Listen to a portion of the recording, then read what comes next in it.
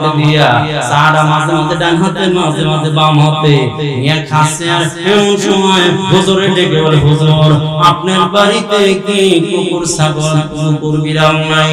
আপনার বাড়ির কুকুর ছাগল বিড়াল সেগুলো কি খায়?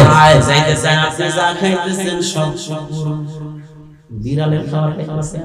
হুজুর ডেকে বলে, আমাদের বাড়িতে কুকুর আছে বিড়ালও আছে, তবে আমাদের বাড়ির কুকুর আর বিড়ালটা পায়ের উপরে পা রেখে এক হাতে চা খায় আর এক হাতে বিড়ি খায়।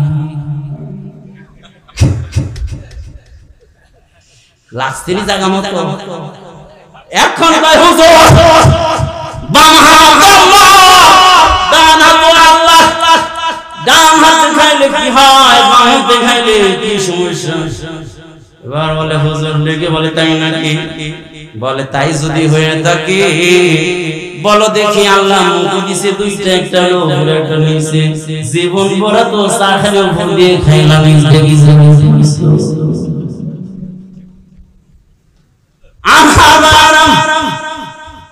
কারণ হলো খাওয়ার জন্য, বাম হাত পরিষ্কার করার জন্য। শয়তান বাবা দেখায়, ইন্না শয়তানে আকুরুল শিমালি, শয়তান বাবা দেখায়। এই জন্য বাম হাতে কোনো জিনিস খাবেন না, বাম হাতে চা খাবেন না, বিস্কিট খাবেন না, কিছুই খাবেন।